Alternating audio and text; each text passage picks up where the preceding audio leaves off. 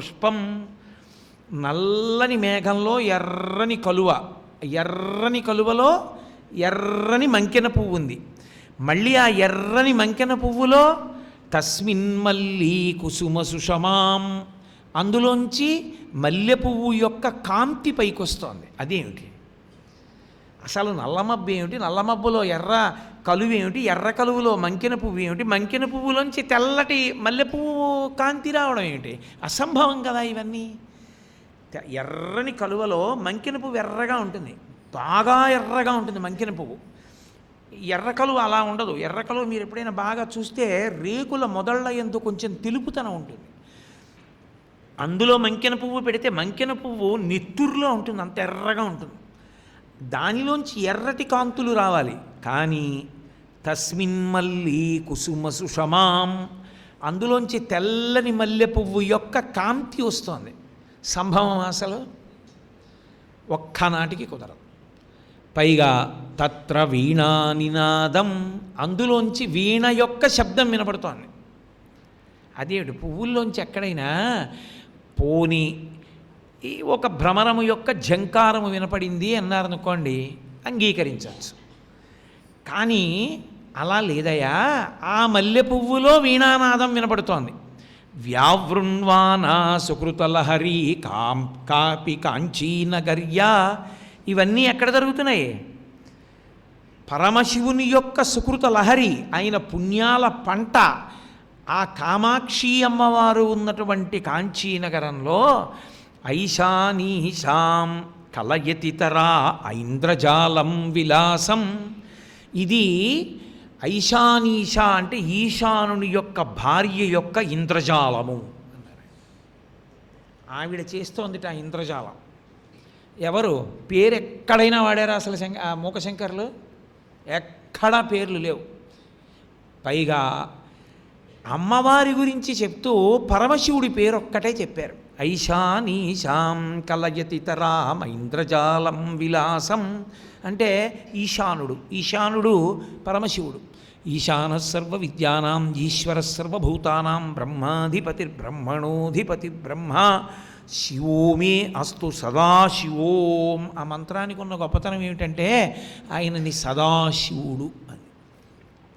సదా బ్రహ్మ సదా విష్ణువు లేరు లోకంలో, సదాశివుడు ఒక్కడే ఉన్నాడు. అంటే ఆయన రుద్రుడిగా కనపడతాడు, కానీ తెచ్చిపెట్టుకున్న కోపమే తప్ప అసలు నిజం కోపం కాదురా.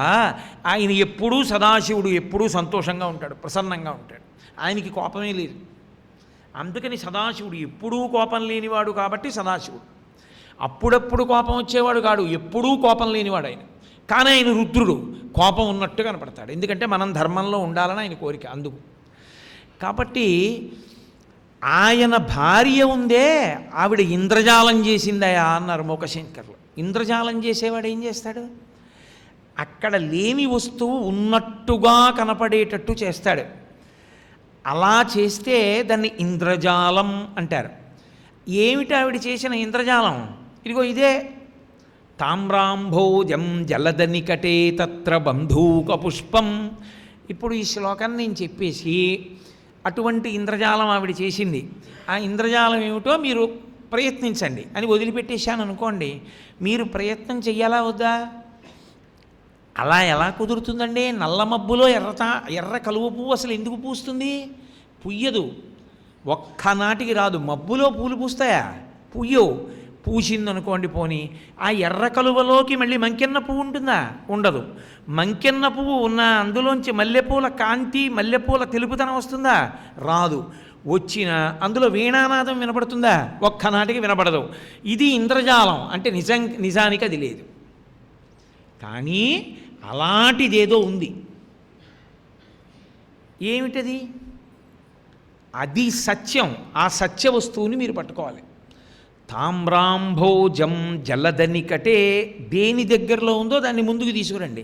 జలదనికటే తామ్రాంభోజం, మేఘానికి మేఘంలో ఉంది ఎర్రకలువ.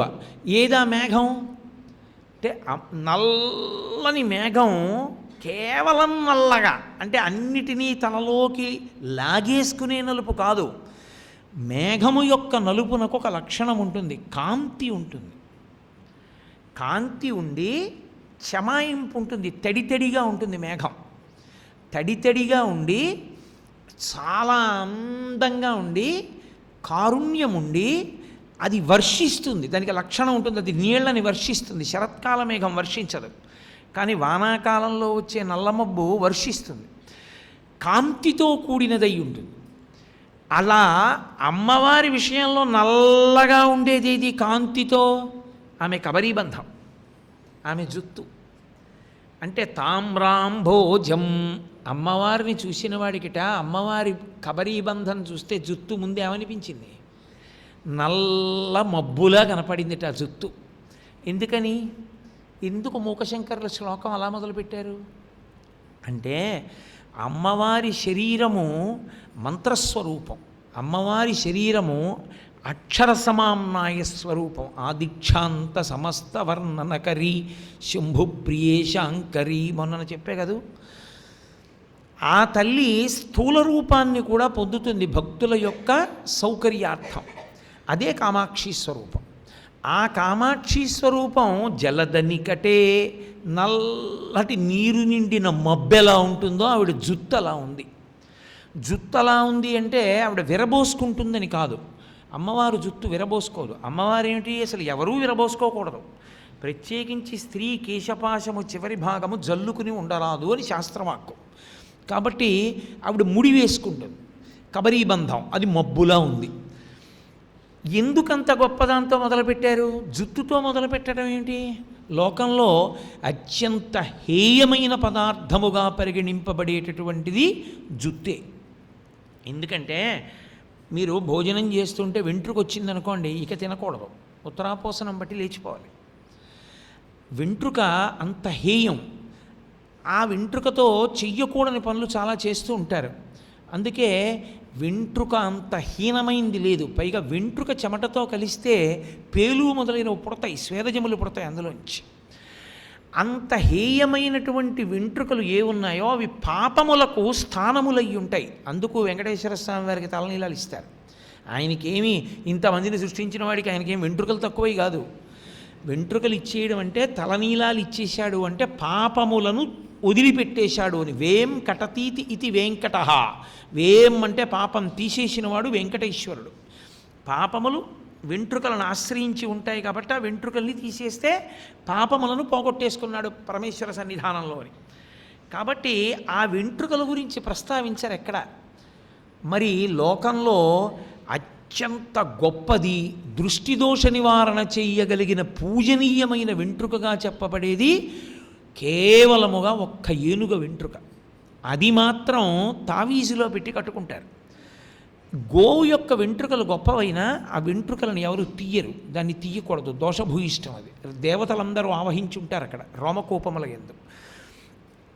భగవతి కేశపాశం, అమ్మవారి యొక్క కబరీబంధం దర్శనం చేసి తీరాలి. ఎందుకో తెలుసా? ఎందుకు అమ్మవారి కేశపాశాన్ని మాత్రం చూసి తీరాలో శంకరాచార్యుల వారు సౌందర్యలహరిలో చెప్పారు. సౌందర్యలహరి శ్లోకాలన్నీ ఒకలా చేశారు శంకరులు. ఒకలా చేశారంటే ప్రధాన ప్రయోజనాన్ని ఆవిష్కరించడంలో మాత్రం వర్ణన ఫలితము ఒకలా వెడుతుంటాయి. ఒకే ఒక్క శ్లోకం మాత్రం ఆ గతిని విడిచిపెట్టి ఇంకోలా వెళ్ళింది. అసలు ముందు దాని ఫలితాన్ని చెప్పి తర్వాత వర్ణన చేశారు. ఆ శ్లోకం అమ్మవారి కబరీబంధం ఒక్కటే. ధునోతుధ్వాంతం నస్తులిత దళితేందీవరవనం ఘన స్నిగ్ధశ్లక్షణం చికుర నికురంబం తవ శివే యదీయం సౌరభ్యం సహజముపలబ్ధం సుమనసో వసంతస్మిన్మన్యే వలమదన వాటీ విటపినాం అన్నారు. ధునోతుధ్వాంతం, మా అజ్ఞానపు చీకట్లు విచ్చిపోవుగాక అంటూ మొదలెట్టారు. నల్లని కబరీబంధాన్ని ధ్యానం చేస్తే మన యొక్క చిమ్మ చీకట్లు, అజ్ఞానపు చీకట్లు విచ్చిపోతాయి. అమ్మవారి కబరీబంధానికి ఒక్కదానికే అంత శక్తి. లోకంలో ఏ ఇతర స్త్రీ కేశపాశము వంక పురుషుడు చూడకూడదు, అది వ్యామోహకారణం. కాబట్టి ఎప్పుడూ చూడకూడదు. ఒకవేళ చూసినా మా తల్లి కామాక్షి కబరీబంధం అనాలి తప్ప అన్యస్త్రీ అన్న భావనతో కబరీబంధం వంక కానీ కేశపాశం వంక కానీ చూడకూడదు. అమ్మవారి కేశపాశం చూసి తీరాలి, కబరీబంధాన్ని చూసి తీరాలి, ధ్యానం చేసి తీరాలి. ఎందుకని? అది అజ్ఞానాన్ని పోగొడుతుంది ఆ జుత్తు. అటువంటి జుత్తు ఘన అన్నారు శంకరాచార్యుల వారు. ఘన అన్నది మేఘానికి కూడా ఉంది. అది ఒత్తుగా నల్లగా చక్కగా, అంటే సుగంధ తైలము చేత అలదబడినదై ఒక నల్లని మబ్బెలా ఉంటుందో అమ్మవారి యొక్క కబరీబంధం అలా ఉంటుంది. నల్లమబ్బు నీటిని వర్షిస్తుంది. అమ్మవారి కబరీబంధ ధ్యానము మీ అజ్ఞానాన్ని తీసివేయగలిగినటువంటి కారుణ్యాన్ని వర్షిస్తుంది, జ్ఞానాన్ని వర్షిస్తుంది. లోకంలో వెంట్రుకలకు, అందులో నల్లని వెంట్రుకలకు ఆ లక్షణం ఉంటుందా? ఉంటుంది. అయితే అమ్మవారి కబరీబంధాన్ని ధ్యానం చేసేటప్పుడు తెల్లటి జుత్తుగా చూడకూడదా అండి? పూర్వజా, ఎప్పుడో పుట్టింది కదా ఆవిడ జుత్తు నెరిసిపోయి ఉండదా? తెల్ల జుత్తు కింద ధ్యానం చేయకూడదా? చెయ్యకూడదు. అందుకే జల్లదన్నికటే. కారణం, ఆమె కాలాతీతురాలు, కాలమునకు లొంగిపోతాడని గుర్తు జుత్తు తెల్లబడ్డాం. కాలమునకు లొంగడని గుర్తు జుత్తు ఎప్పుడూ నల్లగా ఉండడం. అందుకే నిత్యయవ్వన ఎలా ఉంటుంది? నిత్యయవ్వనంలో ఆమె కాలమునకు లొంగదు. అందుకే కాలము యొక్క గతిని చెప్పేవాళ్ళు సూర్యుడు చంద్రుడు. ఆ సూర్యచంద్రులు కదిలితే మన ఆయుర్దాయం అయిపోతుంది. కానీ అమ్మవారికి వాళ్ళిద్దరూ చెవి తాటంకములు, ఆభరణాలు. కాబట్టి ఆవిడ ఎందుకు లొంగుతుంది కాలగతికి? ఆవిడ లొంగదు. లొంగకుండా ఎప్పుడూ ఆవిడ అలాగే ఉంటుంది. ఎప్పుడూ అలాగే ఉండే తల్లి కనుక ఆవిడ తత్వం అర్థమైందని గుర్తేమిటంటే ఆవిడ జుత్తుని నల్లగానే ధ్యానం చేయాలి. కాబట్టి జలదన్నికటే తత్ర బంధూక పుష్పం. ఆ నల్లమబ్బులో ఎర్రటి కలువ ఉంది. అమ్మవారిని అరుణాం కరుణా తరంగితాక్షీం అని కదా మనం ధ్యానం చేస్తాం. ఎర్రగా ఉంటుంది అమ్మవారు. అమ్మవారు ఎర్రగా ఉంటుందంటే కామాక్షి నల్లగా ఉంటుంది. మరి ఎర్రగా ఎలా చెప్పారు? కామాక్షి రంగు నలుపు, పార్వతీదేవి నలుపు. అందుకే తండ్రి హిమవంతుడు ఆవిడికి కాళీ అని పేరు పెట్టుకున్నాడు. కాళీ ఆవిడ పేరు. అలాగే ఆమె నారాయణి, నారాయణుడు నలుపు, నారాయణి నలుపు. పార్వతీదేవి నల్లగా ఉంటుంది. కానీ మూకశంకరులు అంటున్నారు ఆమె ఎర్రగా ఉంటుంది అంటున్నారు. ఎందుకన్నారో తెలుసా? నేను మీతో మొట్టమొదటి రోజే మనవి చేశాను. శ్రీ విద్యా తంత్రంలో అమ్మవారి యొక్క పరిపూర్ణ స్వరూపం లలితాపరాభట్టారిక. ఆ లలితాపరాభట్టారిక స్వరూపమే కామాక్షి. అందుకే ఆయుధాల దగ్గర నుంచి అన్నీ అలాగే ఉంటాయి. కాబట్టి అటువంటి కామాక్షి స్వరూపం లలితాపరాభట్టారిక స్వరూపమే. లలితాపరాభట్టారిక ఎరుపు.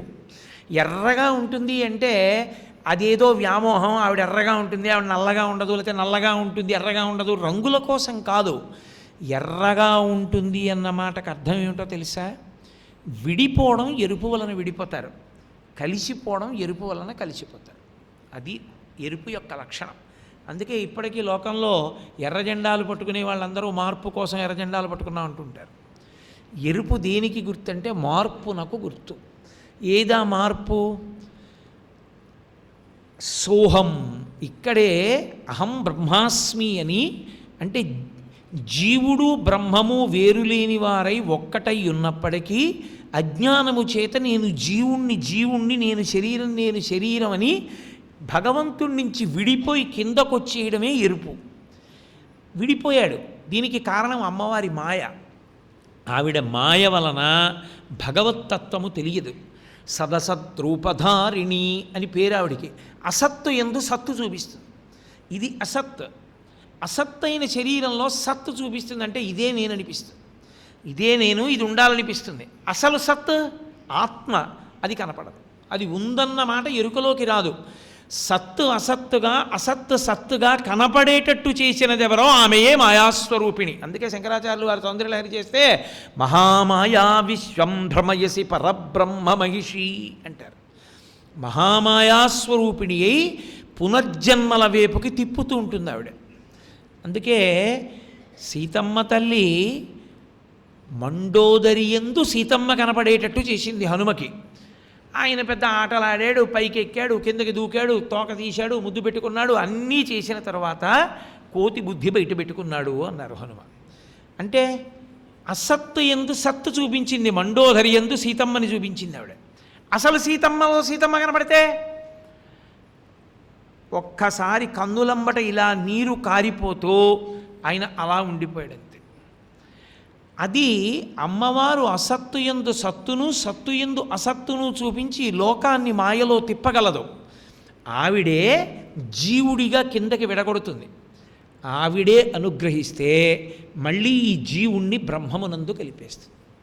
కలిపేయడం అంటే బ్రహ్మము అన్నది ఎరుకలోకి వస్తుంది, ఆత్మ ఎరుకలోకి వస్తుంది, అద్వైత భావన యందు నిలబడతాడు. ఇలా చెయ్యగలగడం ఎరుపు. అందుకని ఎరుపు రంగు చెప్తున్నారు. అది కారణం. ఎందుకు ఈ శ్లోకం వినడం అంటే అది ప్రయోజనం. ఆ అజ్ఞానం పోవాలి. అజ్ఞానం పోవడానికి తామ్రాంభోజం జలదనికటే, అమ్మవారి యొక్క ముఖము ఎర్రగా ఉంది, అదే అక్కడ ఉన్న కలువ పువ్వు. పైన అమ్మవారి కబరీబంధం నల్లగా ఉంటే నల్లని మబ్బులో ఎర్రటి కలువ పువ్వు పూసింది అమ్మవారి ముఖం. జలదనికటే తత్రబంధూక పుష్పం. ఇప్పుడు ఆ ఎర్రటి కలువ పువ్వులో ఇంకా ఎర్రటి మంకెన పువ్వు ఒకటి చేరింది. ఏమిటా ఎర్రని మంకెన పువ్వు? అమ్మవారి యొక్క అధరం, కింది పెదివి. అసలు అమ్మవారి ముఖమే ఎరుపంటే ఎర్రని దాంట్లో ఎర్రటిది ఉందనుకోండి, ఎలా తెలుస్తుందండి స్పష్టంగా? ఎర్రని దానిలో ఉన్న ఎర్రనిది బాగా కనపడాలంటే అది మామూలుగా ఎర్రగా ఉంటే ఇది చింత నిప్పులాగో నెత్తుటి ముద్దలాగో ఉండాలి. అలా ఉండేది ఇది దొండపండు. కాబట్టి అమ్మవారి యొక్క అధరమే ఆ కలువ పువ్వులో ఉన్న మంకెన పువ్వు. కాబట్టి తామ్రాంభోజం జలదనికటే తత్రబంధూక పుష్పం. ఇప్పుడు అందులో తస్మిన్ మల్లీ కుసుమ సుషమాం, మల్లె పువ్వు లేదు, మల్లె పువ్వు యొక్క కాంతి వస్తుంది. మల్లె పువ్వు యొక్క కాంతి ఎలా వస్తుంది? ఉన్నదేమో ఎర్ర కలువ, అందులో ఉన్నది మంకెన పువ్వు, అందులోంచి తెల్లని కాంతి ఎలా వస్తుంది? మీరు పట్టుకున్నారు. కొంతమంది ముఖాల్లో సంతోషం తెలిసిపోతుంది. ఏమిటి? అమ్మవారి చిరునవ్వు, దంతములు కాదు. దంతపంక్తి యొక్క కాంతి అని మీరు అన్నారనుకోండి, ఏమవుతుందో తెలుసా? విక విక విక విక నవ్విందని గుర్తు. పళ్ళన్నీ కనపడకూడదు. పళ్ళన్నీ కనపడితే పెద్ద నవ్వు నవ్విందని. అలా నవ్వదు ఆవిడ. ఆవిడ మహాపతివ్రత, ఆవిడ పెద్దింటమ్మ, ఆవిడ పరమ మర్యాదాపురస్సరంగా ఉంటుంది. అందుకే చిరునవ్వు అంటారు. చిరునవ్వు అంటే పళ్ళు కనపడ్డాయా కనపడలేదా అన్నట్టుగా నవ్వుతుంది. ఆ నవ్వు యొక్క కాంతి అంత తెల్లగా ఉంటుంది. నవ్వుకి కాంతి ఉంటుందా? నవ్వుకి కాంతి అంటే అర్థం ఏంటో తెలుసా? మీరు ఆ ముఖాన్ని చూసే ప్రసన్నులు అవడమే ఆ ముఖానికి కాంతి. ఒక ఆయన ముట్టముట్టలాడుతూ కూర్చున్నాడు అనుకోండి, మీరు చెప్దామన్నది కూడా చెప్పలేరు. ఆయన ఏదో చిన్న చిరునవ్వు నవ్వుతూ కూర్చున్నాడు అనుకోండి, 2 మాటలు మాట్లాడదాం అనుకున్న వాళ్ళు 5 మాటలు మాట్లాడతారు. బా ఎంత ప్రసన్నంగా ఉన్నాడండి ఆయన అంటారు. ఆ చిరునవ్వు కాంతి. చిరునవ్వు కాంతి అయితే ఆ చిరునవ్వుకి చాలా లక్షణాలు ఉంటాయి. ఎందుకో తెలుసా? నిన్ననే మీతో నేను చెప్పా, అమ్మవారు ఇలా చూసిందనుకోండి, పరమశివుని యొక్క ధైర్యాంబుదినే పుడిసిలి పట్టేస్తుంది ఆవిడ. అప్పుడు ఆ చిరునవ్వు స్వచ్ఛత కలిగినది అని చెప్పడమే మల్లె పువ్వు యొక్క తెలుపుదనం ఉన్నది అని చెప్పడం.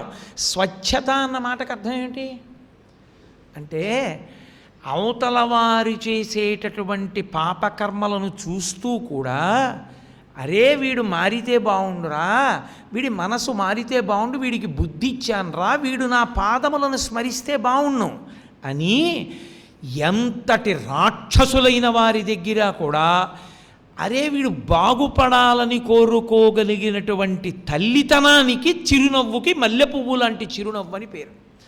అందుకే సుందరకాండలో రావణాసురుడు వచ్చి మాట్లాడకూడని మాటలన్నీ మాట్లాడితే ఆవిడ తల్లిగానే నిలబడింది. తల్లిగా నిలబడి, వీడు పనికి మాలినవాడు ఇలాంటి మాటలు మాట్లాడుతున్నాడు రా, పాడైపోతాడు ఇలా మాట్లాడితే. అందుని శుచిస్మిత. శుచిస్మిత అంటే ఆమె ఎంతో పరిశుద్ధమైన హృదయంతో, కొడుకు మాట్లాడకూడని మాటలు మాట్లాడుతుంటే తప్పు నాన్న అలా మాట్లాడకూడదు అని చెప్పినటువంటి అమ్మ మనసు ఎంత పవిత్రమైనదో వాణ్ణి బాగు చెయ్యాలని అమ్మవారి చిరునవ్వు అంత పవిత్రము అంత స్వచ్ఛము. అది మల్లెల కాంతి. అందుకే మూకశంకరులే ఒక చోట అంటారు, అమ్మవారిని మందస్మిత శతకం చేస్తూ అమ్మవారి చిరునవ్వు గురించి చెప్తూ ఆయన ఒక మాట అన్నారు. అమ్మా, అసలు నీ చిరునవ్వు ఎంత గొప్పదో చెప్పడానికి ఎలాగమ్మా? నీ చిరునవ్వు ఇలాంటిది అని చెప్పాలంటే లోకంలో ఏదో పోలిక తీసుకురావాలా? ఏదో పాలలా ఉంటుంది, పాలంత స్వచ్ఛంగా ఉంటుంది, మల్లె పువ్వు అంత స్వచ్ఛంగా ఉంటుంది, గంగమ్మ అంత స్వచ్ఛంగా ఉంటుంది, అంత పవిత్రంగా ఉంటుందని చెప్పాలా? చెప్దామంటే అని మూకశంకరులు అన్నారు మందస్మిత శతకంలో, పీయూషం కలుపీయతే సురజనైర్దుగ్ధాంబుధిర్మజ్జతే మాహేశైశ్చ జటాకలాపనిగళై మందాకినీ సహ్యతే. అమ్మా, చిత్రం చూసావు, పీయూషం కలుపీయతే. పీయూషం అంటే అమృతం. అమ్మ, నీ చిరునవ్వు అమృతంలా ఉంటుంది అందామా? అమృతం చాలా గొప్పది, అమృతం తాగితే ఇక చావు ఉండదు. అమ్మవారి చిరునవ్వులోంచి వచ్చేటటువంటి ఆ జ్ఞానం, ఆ కారుణ్యం మనకు అందితే ఇక మళ్ళీ పుట్టి చావవలసిన అవసరం లేకుండా సంసార భ్రమణ పరితాపోపశమనాన్ని పొందుతాడు. కానీ అమ్మ, అమృత భాండంతో అమృతంతో నీ చిరునవ్వుని పోలుద్దామంటే పీయూషం కలుపీయతే. అది రాహువు కేతువు లాంటి వాళ్ళు కూడా తాగేశారు దాన్ని. అలాంటి వాళ్ళు కూడా తాగేసినటువంటి అమృతంతో నీ చిరునవ్వుని ఎలా పోల్చనమ్మా? పోల్చలేను. పీయూషం కలుపీయతే సురజనైర్దుగ్ధాంబుధిర్మజ్యతే. పోన్లే పాల సముద్రం లాంటిది నీ చిరునవ్వు అందామా? పాల సముద్రంలోకి మందర పర్వతాన్ని దింపారు దేవతలు, రాక్షసులు. ఆ వాసుకుని చుట్టి అటు ఇటు పట్టుకుని చిలికారు. మరి ఓ పర్వతాన్ని తీసుకొచ్చి అందులో పెట్టి చిలుకుతుంటే ఆ పాల సముద్రం అటు ఇటు కెరటాలు, ఓహో పెద్ద అల్లరి ప్రారంభమైందా లేదా? ఆలాలవక్షణంలో పోతన గారు అంటారు భాగవతంలో, ఆ పాలవెల్లి లోపల అప్పటికప్పటికి మందరాగము తిరిగం చప్పుడు నిండిన జండము చెప్పెడిదే మధుని చెవులు చిందరకొని అన్నారు. పెద్ద చప్పుడు, మందర పర్వతం అదంతా మట్టి పాలలో కలిసిపోయి వీళ్ళందరూ నిలబడి చిలికి ఆ పాల సముద్రం గొప్పతనం ఏముందమ్మా? ఎవరు వెళ్ళలేరనడానికి. నీ చిరునవ్వుకి పాల సముద్రానికి పోలిక. నీ చిరునవ్వుని చిలకగలిగిన వాడు ఉన్నాడేంటి? పాల సముద్రాన్ని చిలికేశారమ్మా మందర పర్వతం పెట్టి. అమృతంతో పోలుద్దామంటే అబ్బో, రాక్షసులు కూడా దాన్ని తాగేద్దామని కూర్చున్నారు. మోహిని వేషం కట్టి శ్రీ మహావిష్ణువు ఎంతో కష్టపడి దేవతలకే ఇద్దామనుకుంటే ఆఖరికి రాహువు కేతువు కూడా దాన్ని తాగేశారు. దేవతలు తాగేశారు. దేవతలేమో ఉండిపోతారేంటి? దేవతలు క్షీణే పుణ్యే మర్త్యలోకం విశంతి పుణ్యం అయిపోతే కింద పడిపోతారు. అమ్మవారి చిరునవ్వుని తాగినవాడు, అమ్మవారి చిరునవ్వుని చూడగలిగినవాడు మళ్ళీ పుడతాడేంటి? ఇంకా పుట్టడు. కాబట్టి అమ్మ, దేవతలు తాగిన అమృతానికి, నీ చిలకబడిన పాల సముద్రానికి, నీ చిరునవ్వుకి పోలిక ఎక్కడ చెప్పనమ్మా? చెప్పలేను. మాహేశైశ్చ జటాకలాపనిగళై మందాకినీ సహ్యతే. పోని గంగానది చాలా గొప్పది. అబ్బా, అంత గొప్ప గంగానది జనుల యొక్క పాపములను తీసివేయగలిగినది, పరమ పవిత్రమైనది. అందుకని గంగమ్మ లాంటిదమ్మా నీ చిరునవ్వు అని చెప్దామా? ఆ గంగమ్మకి అహంకారం ఉంది, చాలా అహంకారం ఉండి పరమశివుడు గంగావతరణంలో గంగని పట్టుకుంటానని హిమవత్ పర్వతం మీద నిలబడితే సాకథం చిన్మహీంగంతుం న శక్నోద్యత్నమాస్థిత నైవ నిర్గమనం లేభే జటామండలమోహిత అంటారు వాల్మీకి మహర్షి. ఈడ్చేస్తాను ఈ శంకరుణ్ణి ఏమనుకుంటున్నాడో, వీడు నన్ను పట్టుకుంటాడా, పట్టుకోగలడా అనుకుంది. ఇంత అహంకారమా? నన్ను ఈడిచేస్తావా? ఉండు నీ పని చెప్తానని ఆయన జటాజూటాన్ని విప్పాడు. పడుతూనే ఉంది, చుక్క నీరు కింద పడ్డానికి వీలు లేకుండా. మాహేశైశ్చ జటాకలాపనిగళై. ఆయన యొక్క జటలున్నాయే అవి ఇనప గొలుసుల్లా పట్టేశాయి గంగని. ఇప్పుడు ఏమైంది? అహంకారం ఉన్న గంగ కింద పళ్ళ ఉండిపోయింది. అప్పుడు మళ్ళీ భగీరథుడు ప్రార్థన చేశాడు, అప్పుడు వదిలిపెట్టాడు. కాబట్టి గంగమ్మతో పోలుద్దామంటే గంగకు అహంకారం ఉందమ్మా, శివుడు పట్టేశాడు. నీ చిరునవ్వుకి అహంకారం ఏమిటమ్మా? అది పరమశుద్ధము, పరమస్వచ్ఛము, లోకోద్ధారకము. అటువంటి చిరునవ్వుని నేను ఎలా చెప్తానమ్మా? చెప్పడం కుదరదు. కాబట్టి మాహేశైశ్చ జటాకలాపనిగళై మందాకినీ సహ్యతే శీతాంశుర్పరిభూయ చేచ సమసా తస్మాదనేషాదృశీ. పోనీ చంద్రుడు చక్కగా అలా వెలిగిపోతూ ఉంటాడు కదా, చాలా అందంగా ఉంటాడు కదా, వెన్నెలలు కురిపిస్తూ ఉంటాడు కదా, చల్లగా ఉంటాడు కదా. కాబట్టి చంద్రుడితో పోలుద్దామంటే లోపల తమోబుద్ధి ఉన్నవాడు చంద్రుడు. ఎందుకని? గురుపత్ని అయినటువంటి బృహస్పతి భార్య తారని తన భార్యగా అనుభవించినవాడు. కాబట్టి మహాపాతకం చేసినటువంటి వాడు. అటువంటి చంద్రుడితోటి లోపల తమో సంబంధమైనటువంటి బుద్ధి కలిగినటువంటి వాడితో ఎలా పోలుస్తానమ్మా నీ చిరునవ్వుని? పోల్చలేను. పైగా ఆయనకి వృద్ధి క్షయము ఉన్నాయి, కళలకి తరుగుతూ ఉంటాడు, పెరుగుతూ ఉంటాడు. క్షయవ్యాధి ఉంది ఆయనకి. దానికి నీ చిరునవ్వుకి పోలిక. పైగా రాహువు కేతువు పర్వదినాల్లో గ్రసిస్తూ ఉంటారు. నీ చిరునవ్వు గ్రసింపబడుతుందా? కాబట్టి అమ్మా నీ చిరునవ్వుతో పోలిక చెప్పడానికి నాకు వస్తువేం లేదు లోకంలో, అవతలమన్నది నేను చెప్పలేను. నీ చిరునవ్వుకి నీ చిరునవ్వే సాటి, అంతే. దానికి లోకంలో వస్తువులకి పోలికలు ఎక్కడున్నాయమ్మా? చంద్రుడు పనికిరాడు, అమృతభాండం పనికిరాదు, పాలసముద్రం పనికిరాదు, సాక్షాత్ దేవగంగ పనికిరాదు. ఇంక దేంతో పోల్చలేను. కాబట్టమ్మా నీ యొక్క చిరునవ్వుకి పోలిక చెప్పడం అనేటటువంటిది లోకంలో ఏ వస్తువు చేత సంభవము కాదు. అంటే అమ్మవారి చిరునవ్వు అంత గొప్పగా ఉంటుంది, అంత స్వచ్ఛంగా ఉంటుంది, అంత ప్రకాశవంతంగా ఉంటుంది, అంత లోకోద్ధారకమై ఉంటుంది. అటువంటి చిరునవ్వు చూడగలిగిన వాడున్నాడే వాడు అదృష్టవంతుడు. అమ్మవారి చిరునవ్వు చూడడం అంటే, ఆ తల్లి యొక్క చిరునవ్వు వంక చూడడం అంటే, నేను మీతో ఈ సందర్భంలో ఒక విషయం మనవి చేయవలసి ఉంటుంది. పెద్దవాళ్ళు ఏం చెప్తారంటే, ధ్యానం చేసేటప్పుడు అమ్మవారి ముఖమండలాన్ని ధ్యానం చేయడం కష్టం అసలు. ఎందుకంటే అమ్మవారి ముఖమండలాన్ని అంతటినీ ధ్యానం చేయడం చాలా కష్టం. అమ్మవారి ముఖమండలాన్ని ధ్యానం చేయక్కర్లేదు. అమ్మవారి ముక్కుకి పెట్టుకున్నటువంటి నాసాభరణానికి ఉన్నటువంటి ముత్యం ఊపిరి పీల్చినప్పుడు లోపలికెళ్ళి ఇలా కొంచెం పైకొచ్చి కొంచెం లోపలికి ఎడుతూ ఉంటుంది. అసౌ నాసావంశస్తు హినగిరి వంశధ్వజపటి అంటారు.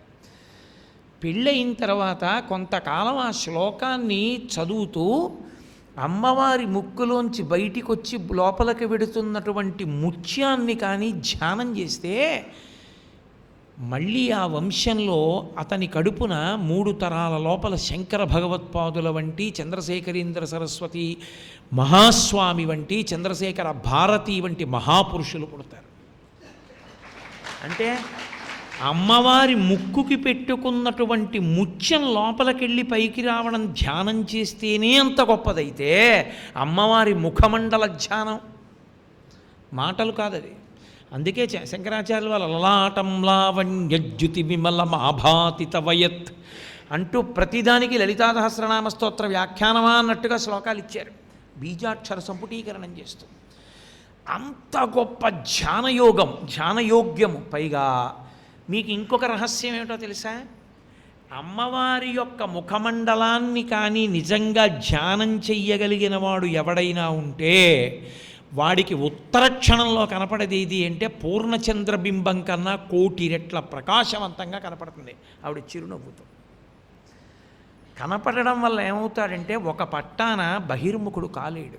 చాలా కష్టం, చాలా చాలా కష్టం. అందుకే కదా తిరుక్కడయ్యూర్ క్షేత్రంలో అంత అద్భుతం జరగడానికి కారణం అదే. అక్కడ అభిరామ భట్టు అని పాపం ఆయనకేం తెలియదు, ఆయన అమ్మవారి దేవాలయంలో కూర్చుని ఉంటుండేవాడు. ఇప్పటికీ తిరుక్కడయ్యూర్ క్షేత్రమే చాలా విచిత్రమైన క్షేత్రం.